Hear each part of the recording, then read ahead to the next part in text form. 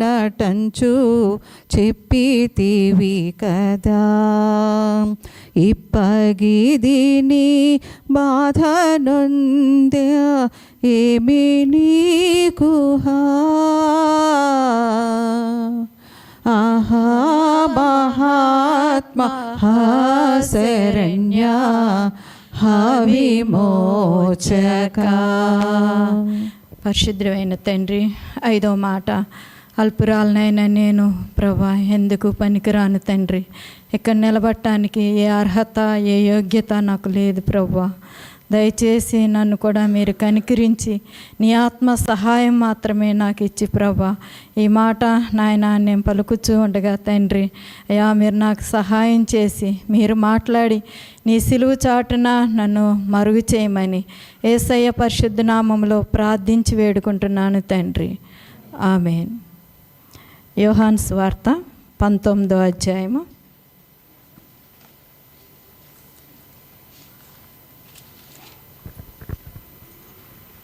28వ వచనం.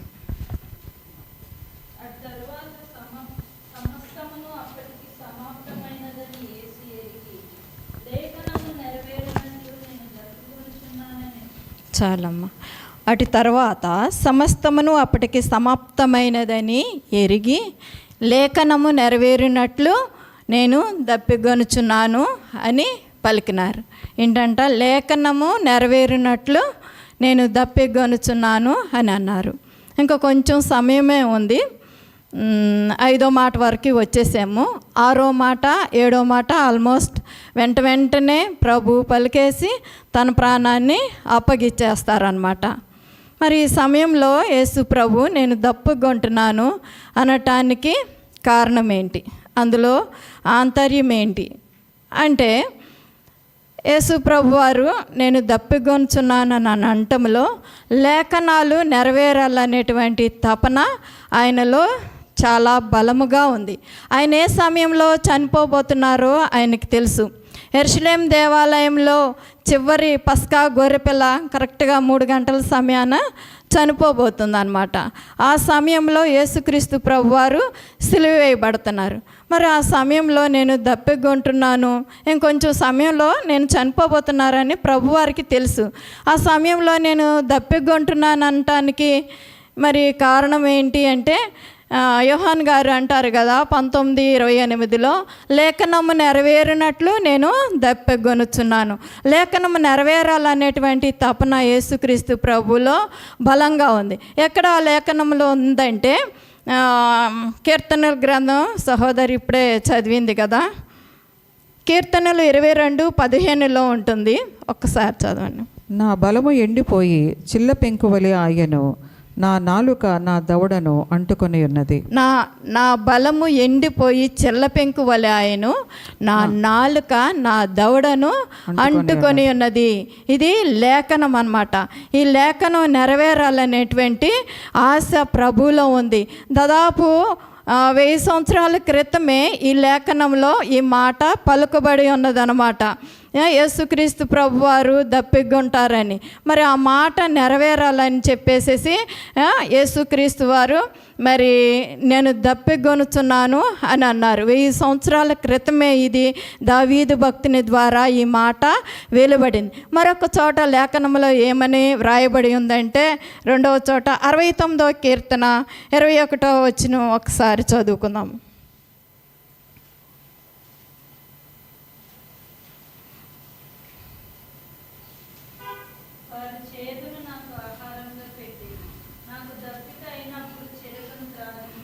చాలా. వారు నాకు చేదును ఆహారముగా పెట్టిరి, నాకు దప్పికైనప్పుడు చిరకను త్రాగనిచ్చిరి. 22వ కీర్తన 69వ కీర్తన యేసుక్రీస్తు ప్రభువారి శిలువ మరణానికి సంబంధించినటువంటి కీర్తనగా మనము చూచుతున్నాం. ఇందులో అనేకమైనటువంటి ప్రవచనాలు యేసుక్రీస్తు ప్రభువులో నెరవేరినాయి అన్నమాట.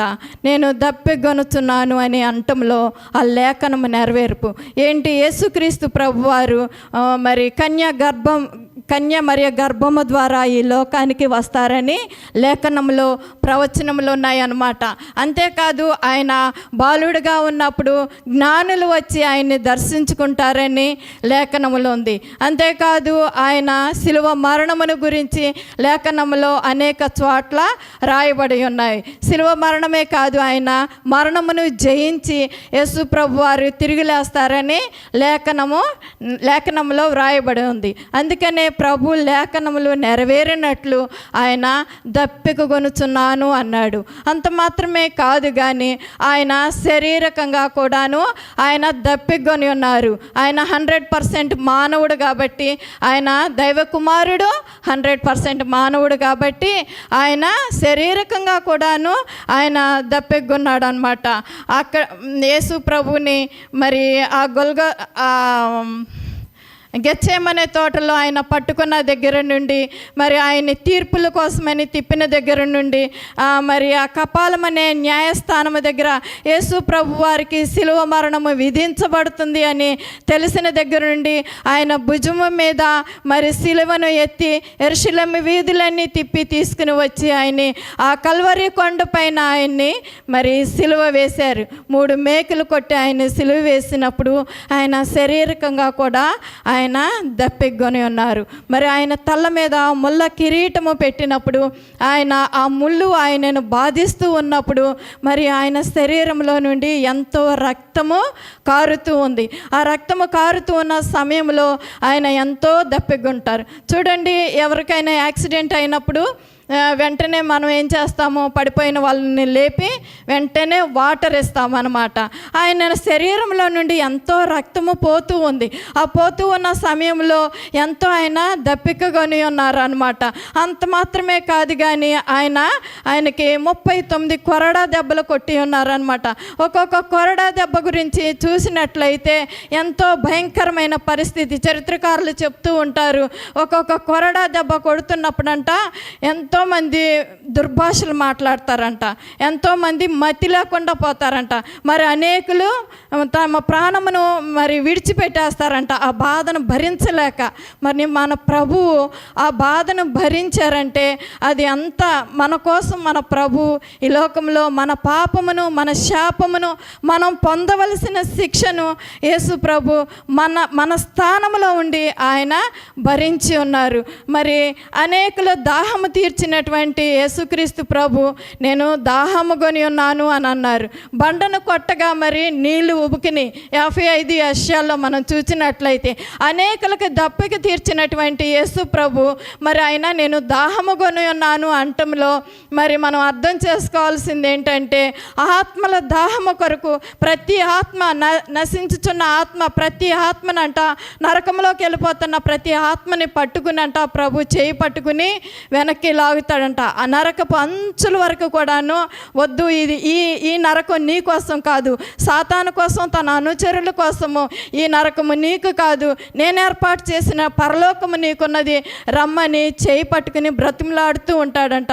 అయినప్పటికీ మానవుడు వినకుండాను మరి వెళ్ళిపోయినట్లయితే ఆఖరి క్షణములో వారి చెయ్యి విడిచిపెడతారంట. అనేకుల దాహము తీర్చినటువంటి యేసు ప్రభు వారు దప్పిగొంటున్నాను అని అంటున్నారంటే మన ఆత్మల యొక్క రక్షణార్థమే ఆయన దప్పికకొని ఉన్నారు. లేఖనములు నెరవేరినట్లు ఆయన దప్పికకొని ఉన్నారు. యోహాను సువార్త 4వ అధ్యాయంలో చూసినట్లయితే సమరయ స్త్రీ గురించి మనకు తెలిసిందనమాట. అయితే సమరయ స్త్రీ సుకారైన ప్రాంతమునకు, సమరయ నుండి ఆయన సుకారైన ప్రాంతమునకు వస్తూ ఉండగా అక్కడ లోతైన బావి దగ్గర ఆయన ప్రయాణము చేత అలసి ఉన్నారనమాట. అలసి ఉన్నప్పుడు మరి అక్కడికి సమరయ స్త్రీ వచ్చినప్పుడు సమరయ స్త్రీతో మొట్టమొదటిగా ఆయన మాట్లాడిన మాట ఏంటంటే, అమ్మా నాకు దాహం అవుతుంది అని మాట్లాడారు. అట్లా మాట్లాడుతూ ఉండగా మరి ప్రభు యొక్క వాక్కు వినిన తర్వాత ఆమె యొక్క కళ్ళు తెరవబడినాయి అనమాట. కళ్ళు తెరవబడి వెంటనే మరి ఊరిలో నుండి కడవ పట్టుకుని మరి ఆ యొక్క బావి దగ్గరికి వచ్చిన ఆమె కళ్ళు తెరవబడి మరి ఈ మాట పలికినవాడు, నా జీవితమునంతా చెప్పినవాడు, ఈయన క్రీస్తు కాడా, ఈయన యేసు కాడా, ఈయన రక్షకుడు కాదా అని వెంటనే తన కొండను విడిచిపెట్టి మరి ఆమె ఊరిలోనికి వెళ్ళింది. ఊరిలోనికి వెళ్ళి ఊరిలో ఉన్న వారందరికీ కూడాను ఆ రక్షణ సువార్తను తెలియచేసింది అనమాట. మరి ఎన్నో మంది దాహము తీర్చిన దేవుడు సంసోను యొక్క దాహము తీర్చాడు. మనకి తెలుసు, మరి ఫిలిష్తీయుల ప్రాంతంలో ఉంటున్నప్పుడు శత్రు ఒక గాడిద దవడ పట్టుకుని 1000 మందిని చంపినప్పుడు ఆయన ఎంతో దాహము కొన్నప్పుడు ప్రభు సంసోను దాహము తీర్చాడు అనమాట. సమరయ స్త్రీకి దాహము తీర్చాడు అనమాట. హాగరుకి, ఎడారిలో హాగరుకి తన కుమారునికి దాహం తీర్చాడు. ఇశ్రాయేలు ప్రజలను మోషే నడిపించుకుంటూ వస్తున్నప్పుడు అరణ్యంలో మరి వారు దాహము కొని ఉన్నప్పుడు మరి మోషే ఆ బండను కొట్టు అన్నప్పుడు మోషే ఆ బండను కొట్టగా అనేకమైన జల ప్రవాహం అక్కడ వచ్చింది. లక్షలాది మంది ప్రజలుగా ఆ దాహమును తాగారు. అనేకుల దాహము తీర్చిన మన ప్రభు ఇది నాన్న దాహము కొంటున్నాను అని అంటున్నాడంటే, మరి సమరయ స్త్రీ దాహము తీర్చాడంటే సమరయ స్త్రీతో ప్రభు మాట్లాడిన మాట, నేను దాహము కొంటున్నాను అన్నప్పుడు అడిగిన వారు మరి ప్రయోజనం పొందారా, సమరయ స్త్రీ ప్రయోజనం పొందిందా అని అంటే సమరయ స్త్రీయే అక్కడ ప్రయోజనం పొందిందనమాట. సమరయ స్త్రీ మరి వచ్చి మరి ఆ యొక్క బావిలో నుండి నీళ్లు చేది ఆయన దోశల్లో పోసి ఆయన దాహము తీర్చినట్టు మనం ఎక్కడా చూడలేదన్నమాట. ఆ వృత్తాంతంలో అడిగిన వారికన్నా మరి ఆ సమరయ స్త్రీ మరి ఆమె దాహము తీర్చబడింది, ఆమె ప్రయోజనము పొందింది అనమాట. ఈ ప్రశ్న వల్ల మనం అర్థం చేసుకోవాల్సింది ఏంటంటే, ప్రశ్న అడిగిన వాడి కాదు కానీ మరి సమరయ స్త్రీ ఆమె దాహము తీర్చబడింది. మన దాహము తీర్చబడాలంటే ఎందుకు ఈ దాహము తీర్చాలని ఆయనకి ఈ తపన కలిగి ఉన్నాడంటే, నశించిన దాన్ని వెదకి రక్షించటానికి యేసుక్రీస్తు ఈ లోకానికి వచ్చి ఉన్నాడు అనమాట.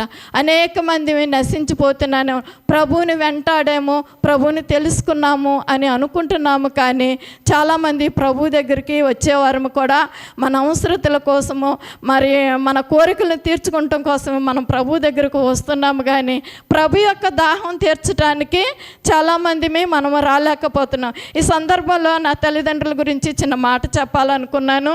మరి నా తల్లిదండ్రులు కూడా ఆత్మల ఎడల దాహము కావాలని దాహము కొనియండి. వారు మరి జాబ్ చేస్తున్న సమయంలో కూడా వారి దప్పిక ఎలాగ ఉంటుందంటే, వారు రక్షింపబడిన దినం దగ్గర నుండి అనేకుల్ని రక్షించాలనేటువంటి దాహము, ఆత్మల ఎడల దాహము కొని ఉన్నారనమాట. ఆ దాహమే మనం ఈ రోజున మనందరం ఇట్లా సుఖంగా సౌఖ్యంగా మందిరంలో ఆరాధించుకుంటున్నాడంటే తల్లిదండ్రులకు ఉన్నటువంటి ఆత్మీయ దప్పిక అనమాట. అనేకుల్ని రక్షించాలని వారు ఒక్క ప్రాంతంలో, ఈ ఒక్క ప్రాంతంలో కాదు కానీ వారు సేవ చేసింది. మరి మా అన్నయ్య చిన్నప్పటి నుండి కూడాను మరి పెడలోను, మరి అనేక వత్రపల్లిలోను, మరి కంబము, రామవరపాడు అనేక ప్రాంతాలకి వెళ్ళి మరి మేడపాడు అనేక ప్రాంతాల్లో వాళ్ళు ఎక్కడుంటే అక్కడ వారు పొందుకున్నటువంటి రక్షణను, వారు పొందుకున్నటువంటి దప్పికను, వారు పొందుకున్నటువంటి తృష్ణను అనేకులకి సత్య సువార్త తెలియచేయాలని వారు ఎంతో దాహము కొని ఉన్నారనమాట. మరి మన దాహం ఎలాగా ఉంది? మరి మనము కూడాను ఆత్మల్ని రక్షించటం కోసమని దాహము కొని ఉన్నాను. ప్రభు మరి నా యొద్దకు రండి అంటున్నప్పుడు మరి ఆయన యొద్దకు చాలామంది వస్తున్నారు, కానీ అనేకమైన పనులు చేస్తున్నారు, కానీ అనేకమైనది ఇవ్వటానికి కూడాను మరి వారు సిద్ధంగా ఉన్నారు, కానీ వారు సమయం ఇవ్వటానికి సిద్ధంగా ఉన్నారు, డబ్బు ఇవ్వటానికి సిద్ధంగా ఉన్నారు, ఒక స్థలం ఇవ్వటానికి సిద్ధంగా ఉన్నారు, కానీ మానవుడు తన హృదయం ఇవ్వటానికి మాత్రం సిద్ధంగా లేడనమాట. మరి హృదయం అన్నిటికన్నా మోసకరమైంది, అది ఘోరమైంది, వ్యాధి గలది. అన్నీ ఇవ్వగలుగుతున్నాం కానీ మన ప్రభుకి మన హృదయము ఇవ్వలేకపోతున్నాం. ఎప్పుడైతే మనం మన ప్రభుకి మన హృదయం ఇవ్వగలుగుతామో అప్పుడే ఆయన ఆత్మీయ దప్పికని తీర్చువారుగా ఉంటున్నాము. ఈ చిన్న వాక్యం దేవుడు దీవించును గాక.